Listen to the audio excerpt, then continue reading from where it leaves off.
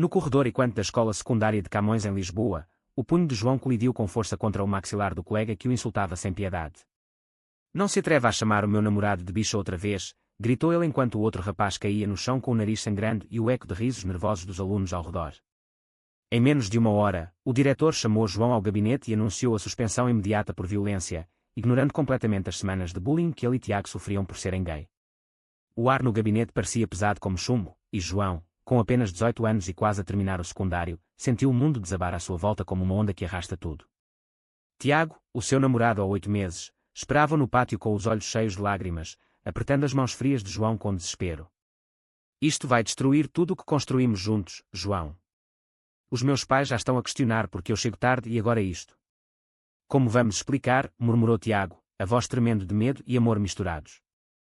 Mas o que ninguém esperava era que o professor António, o carismático professor de História de 32 anos, entrasse calmamente no gabinete do diretor e dissesse com voz firme: "A culpa não é do João. Fui eu quem o encorajou a reagir contra o preconceito diário que ele e o Tiago enfrentam. Suspendam-me a mim em vez dele." O diretor ficou atônito, ajustando os óculos como se não tivesse ouvido bem. "Professor António, isto é sério." O João bateu no colega e há testemunhas que confirmam. "O regulamento é claro." António não recuou. Explicou que tinha visto o bullying repetido nos corredores, as piadas homofóbicas, os empurrões disfarçados, e que, como educador responsável, tinha aconselhado João a defender-se com dignidade. Na verdade, António escondia o seu próprio segredo há anos. Ele também era gay, mas vivia em silêncio total desde que chegara a Lisboa vindo do Porto, onde uma relação passada o deixara marcado por rejeição familiar. Assumir a culpa era o seu modo de proteger não só João, mas também o rapaz que via em si mesmo aos 18 anos, perdido e assustado. João saiu do gabinete em choque, o coração batendo forte enquanto caminhava para casa no bairro de Alfama. As ruas estreitas de Lisboa, com os elétricos amarelos subindo as colinas, pareciam agora um labirinto sem saída. Ao chegar ao apartamento modesto onde vivia com os pais, o ambiente era tenso desde o início. O pai, um operário reformado de origem rural no Alentejo, olhou para ele com decepção profunda. "Suspenso. Por causa de uma briga. E ainda por cima por defender esse teu amigo? O que as pessoas vão dizer na vizinhança?" A mãe, mais sensível, chorava em silêncio na cozinha, preparando o jantar como se pudesse apagar o problema com o cheiro de bacalhau. João não conseguia contar toda a verdade ainda. "Tiago enviou uma mensagem: vou tentar falar com os meus pais hoje à noite, mas eles acham que isto é só uma fase. Estou com medo, amor." A noite caiu sobre Lisboa com as luzes do castelo de São Jorge brilhando ao longe, e João deitou-se na cama pensando em como uma única briga por amor e dignidade podia mudar tudo. António, sozinho no seu apartamento em Campo de Ourique, olhava para o espelho. O rosto cansado refletia anos de silêncio. Ele tinha assumido a culpa porque sabia que a suspensão de João poderia levar à expulsão definitiva, arruinando o futuro do rapaz. Mas agora, o diretor exigia uma reunião com o conselho escolar no dia seguinte, e António sentia o peso da sua própria identidade a pressioná-lo. "Se eu falar demais, perco tudo", pensou, lembrando-se da família no Porto que ainda não aceitava a sua orientação. No dia seguinte, a escola fervilhava de rumores. Os colegas olhavam para João com mistura de admiração e pena. Tiago encontrou-o na cantina, abraçando-o discretamente atrás de uma coluna. "Vamos superar isto juntos. O professor António é um herói, mas o que ele ganha com isto?" João respondeu com um suspiro: "Ele arriscou a carreira por nós.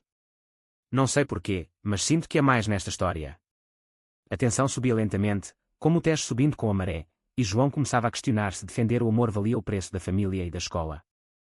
A reunião com o conselho escolar aproximava-se, e António preparava as suas palavras com cuidado.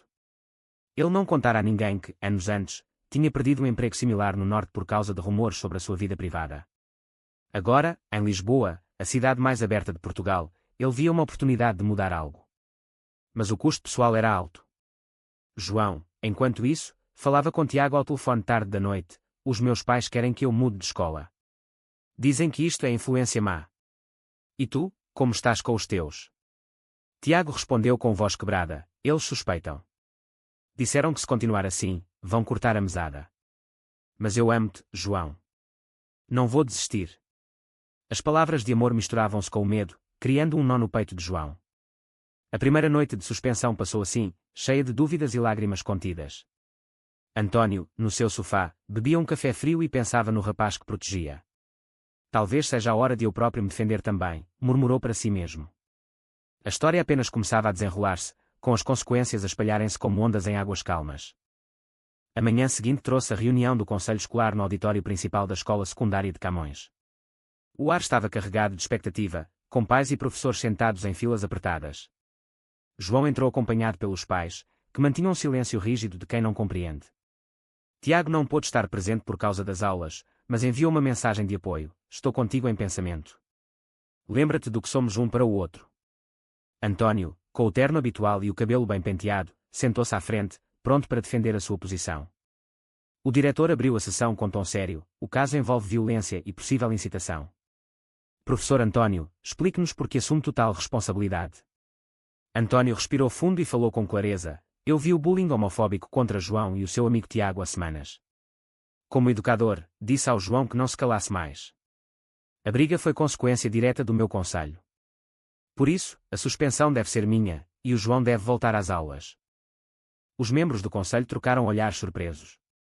Uma professora mais velha questionou: professor, isto parece nobre, mas está a arriscar a sua carreira. Há provas de que o bullying era tão grave assim. António respondeu com exemplos concretos, sem revelar o seu segredo pessoal, mas o tom emocional traía a sua própria luta interna. João, sentado ao lado dos pais, sentia o coração apertado. O pai sussurrou: este professor está louco. Por que se mete nisto? A mãe, mais compreensiva, tocou o braço de João: talvez ele veja algo que nós não vemos. Depois da reunião, João aproximou-se de António no corredor. Professor, obrigado. Mas porquê? Eu posso lidar com isto sozinho. António sorriu levemente, os olhos cansados: porque eu sei como é crescer com este peso, João. Não deixe que o preconceito defina o seu futuro. Em casa, a família de João explodia em discussões. O pai gritava, suspenso por causa de um rapaz. Isto não é normal na nossa família. O que os vizinhos vão pensar se descobrirem que o Tiago é mais que amigo? João, pela primeira vez, quase revelou tudo: pai, o Tiago é o meu namorado. Eu sou gay. Mas as palavras ficaram presas na garganta. Em vez disso, saiu para o terraço, olhando o rio Tejo ao longe. Tiago ligou: os meus pais marcaram uma conversa familiar esta noite. Eles querem saber porque eu ando triste.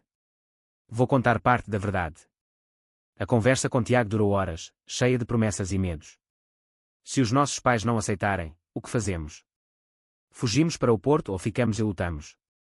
João respondeu: lutamos aqui em Lisboa.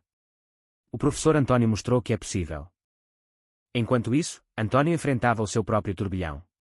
No apartamento, recebeu um telefonema do irmão do Porto: ouvi rumores na escola. Estás metido em problemas por causa de um aluno. Cuidado, António, a família ainda não esqueceu o que aconteceu contigo anos atrás. O passado voltava como fantasma. António tinha perdido o primeiro emprego por causa de uma relação com um colega que foi descoberta. Agora, o ato de assumir a culpa reacendia tudo. Ele caminhou pelas ruas de Campo de Ourique, passando por cafés cheios de casais mistos e alguns gays abertos, sentindo inveja da liberdade alheia. Talvez seja a minha vez de falar, pensou. No dia seguinte, a escola anunciou que a suspensão de João seria reduzida a uma semana, graças à intervenção de António, mas o professor recebeu uma advertência formal. Os colegas sussurravam: António está a proteger o miúdo por alguma razão especial. João encontrou Tiago no jardim do Campo Grande após as aulas. O abraço foi longo, escondido atrás de árvores. O professor salvou-nos, mas sinto que ele está a sofrer também, disse João. Tiago concordou: ele parece entender demasiado bem. Talvez seja como nós. A amizade entre João e António começou a crescer lentamente. António convidou João para uma conversa informal no café perto da escola, falando sobre história e direitos humanos em Portugal. Sabes, desde o casamento igualitário em 2010, as coisas melhoraram, mas na escola ainda há muito caminho. João ouviu atentamente, sentindo uma conexão profunda. Em casa, a mãe de João começou a questionar: aquele professor parece um bom homem. Talvez ele te ajude a ver as coisas claras. O pai, porém, mantinha a rigidez. A tensão familiar aumentava, com jantares silenciosos e olhares acusadores. Tiago enfrentava o mesmo em casa: os pais ameaçavam cortar apoio financeiro se ele não endireitasse. A briga inicial parecia pequena comparada às ondas que criava. João passava as noites a escrever no diário sobre o amor por Tiago, sobre o medo de perder a família e sobre a gratidão a António. Um professor que arrisca tudo por um aluno gay. Porquê? A dúvida crescia, mas também a força. Lisboa, com as suas ruas iluminadas e o fado ao longe, testemunhava o início de uma transformação. António, sozinho, decidia escrever uma carta ao conselho, preparando-se para mais revelações. O conflito interno de cada um começava a unir-se num fio comum de coragem. A semana de suspensão de João passou devagar, como um rio que arrasta pedras. Ele passava os dias em casa, ajudando a mãe na cozinha e evitando o pai, cuja decepção se transformava em silêncio pesado. Tiago visitava-o às escondidas, trazendo livros e palavras de encorajamento. Vamos ao cinema no Centro Comercial Vasco da Gama no fim de semana. Só nós dois, longe de tudo. João sorria, mas o coração pesava. E se os teus pais descobrirem? A relação dos dois aprofundava-se na adversidade, com beijos roubados no quarto de João quando os pais saíam. Mas o medo de serem apanhados criava mal-entendidos. Uma vez, Tiago disse, talvez seja melhor fingirmos que somos só amigos por um tempo. João sentiu uma facada, é isso que queres? Negar o que somos. A discussão terminou em lágrimas e reconciliação, mas deixou uma ferida. António, por sua vez, enfrentava o inquérito interno.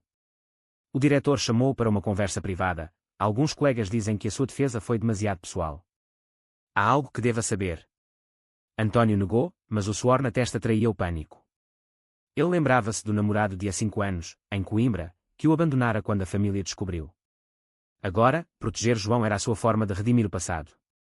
Ele começou a encontrar-se com João após as aulas, no Jardim da Estrela, falando sobre livros e vida. O preconceito não define quem és, João. Olha para Portugal, temos orgulho gay em Lisboa todos os anos. Tu podes ser parte disso. João ouvia, inspirado, e contava sobre Tiago. Ele é o meu tudo, professor. Mas a família dele é conservadora como a minha. António sorria com tristeza. Eu sei como é, perdi amigos por causa disso. A família de João começava a rachar. A mãe encontrou uma mensagem de Tiago no telemóvel e questionou: quem é este Tiago que te chama de amor? João mentiu pela primeira vez: é só um amigo da escola. A mentira pesava como chumbo. O pai, ao saber da redução da suspensão, disse: graças ao professor. Mas não quero mais problemas. João sentia-se preso entre o amor por Tiago e o dever familiar. Tiago, em casa, enfrentava uma crise maior. O pai encontrou uma foto deles juntos e exigiu explicações. Isto é uma fase, filho. Acaba antes que destrua o teu futuro. Tiago defendeu-se: não é fase. Eu amo o João. A conversa terminou com portas batidas e lágrimas. Tiago ligou para João à meia-noite: eles querem que eu mude de escola. O que fazemos? João respondeu: lutamos. O professor António mostrou que é possível. Uma mal-entendido surgiu quando um colega de turma viu João e António conversar no café e espalhou rumores: o professor tem favoritismo estranho com o aluno gay. O rumor chegou ao conselho, e António foi chamado novamente. Ele defendeu-se com calma, mas o coração acelerava. A minha única intenção é educar. João, ao saber, sentiu culpa: eu causei isto tudo. Tiago consolou: não, o preconceito causou. Nós somos fortes juntos. A amizade entre João e António crescia em confiança. António convidou João para um passeio no Parque das Nações, falando sobre a sua vida no Porto. A minha família nunca aceitou. Perdi um irmão por causa disso. João sentiu empatia profunda: professor, o senhor é como um pai para mim agora. O momento foi de conexão pura, sem palavras a mais. Em casa de Tiago, a mãe interveio: talvez possamos falar com os pais do João. Juntos. Mas o pai recusou. A tensão social aumentava com a aproximação da festa de fim de ano da escola, onde João e Tiago planeavam aparecer juntos. António preparava uma apresentação sobre direitos LGBT na aula de História, arriscando mais. O clímax emocional aproximava-se, com cada escolha a pesar nas consciências. João escreveu no diário: o amor por Tiago e o apoio de António estão a mudar-me. Mas a que preço? Lisboa continuava a sua vida agitada, indiferente aos dramas pessoais que se desenrolavam nas suas ruas. A festa de fim de ano da escola chegou como um teste de fogo. O auditório encheu-se de alunos, pais e professores. João e Tiago decidiram ir juntos, de mãos dadas discretamente. Hoje mostramos quem somos, disse João. Tiago hesitou: e se os meus pais virem? Mas foram. António estava no palco, apresentando um vídeo sobre a história da igualdade em Portugal. Quando falou sobre o casamento igualitário, olhou diretamente para João e Tiago na plateia. O público aplaudiu, mas alguns pais murmuraram. O pai de João, presente, franziu o sobrolho. Após o evento, confrontou o filho no corredor: aquele vídeo. É sobre ti e o Tiago. Responde-me agora. João, pela primeira vez, disse a verdade. Sim, pai. Eu sou gay e amo o Tiago. O pai recuou, pálido. Isto não pode ser. Vamos para casa. A mãe chorava, mas abraçou João. Eu suspeitava. Vamos falar com calma. Tiago enfrentou o mesmo em casa. Os pais ligaram furiosos. Vimos o vídeo e o teu comportamento. Acaba com isso ou sai de casa. Tiago passou a noite em casa de João, escondido. António, ao saber, ofereceu apoio. Podem ficar no meu apartamento se precisarem. Eu passei por isto. A oferta criou um laço mais forte. No dia seguinte, uma reunião familiar com os pais de João e Tiago foi marcada no Café da Baixa. António acompanhou como mediador. Eu assumi a culpa porque sei o que é crescer escondido, revelou António finalmente. Perdi anos da minha vida por medo. Os pais ouviram em silêncio. O pai de João disse, não é fácil, mas talvez possamos tentar entender. A conversa terminou em lágrimas e abraços tímidos, mas era um começo. No entanto, um mal-entendido quase destruiu tudo. Um colega traiu a confiança e contou ao diretor que António era gay. O inquérito reabriu. António enfrentou o diretor, sim, sou gay. E isso não me impede de ser um bom professor. O risco de perder o emprego era real. João e Tiago sentiram-se responsáveis. Professor, nós vamos defender o senhor na próxima reunião, disse João. Tiago concordou, o seu sacrifício abriu-nos os olhos. A reunião final do conselho foi tensa. António falou abertamente pela primeira vez, assumi a culpa porque vejo em João e Tiago o que eu fui. O preconceito ainda existe, mesmo em Portugal progressista. Os pais de João e Tiago, presentes, apoiaram. O conselho decidiu manter António no cargo e cancelar qualquer punição adicional. João e Tiago celebraram em privado, num passeio ao mirador da Senhora do Monte, com vista sobre Lisboa iluminada. O professor mudou-nos, disse Tiago. João beijou, e nós mudamos a ele. Mas a família de António no Porto reagiu mal à notícia espalhada. O irmão ligou, a mãe está em choque. Vem explicar. António decidiu viajar no fim de semana, levando João como apoio moral. A viagem de comboio para o Porto foi de reflexões profundas. Eu sacrifiquei a carreira temporariamente por vocês. Agora é a minha vez de enfrentar o passado. Em Porto, a conversa familiar foi dura, mas António manteve-se firme. Eu sou gay e feliz assim. João observava, crescendo com o exemplo. De volta a Lisboa, a vida retomava, mas transformada. Tiago reconciliou-se parcialmente com os pais. João sentia-se mais maduro, pronto para o futuro. António sorria mais, livre de um peso antigo. A amizade dos três tornou-se uma rede de apoio. Os meses seguintes trouxeram mudanças profundas. João terminou o secundário com notas altas, graças ao apoio de António nas aulas extras. Tiago entrou na Universidade de Lisboa para estudar Psicologia, e os dois alugaram um pequeno apartamento em Barro Alto, partilhando sonhos e desafios diários. Lembras-te de como tudo começou com aquela briga? Perguntou Tiago uma noite, enquanto cozinhavam. João riu, e o professor António que salvou tudo. António, agora mais aberto, participou do Orgulho Gay de Lisboa com eles, marchando com uma bandeira arco-íris. Vocês deram-me coragem para viver plenamente, confessou ele durante o desfile. A família de João aceitava gradualmente, com jantares onde Tiago era bem-vindo. Os pais de Tiago ainda lutavam, mas convidavam João para visitas tímidas. Uma crise final surgiu quando o irmão de António veio a Lisboa para uma visita surpresa. A mãe quer que voltes ao Porto e esqueças esta vida, disse ele. António enfrentou, não.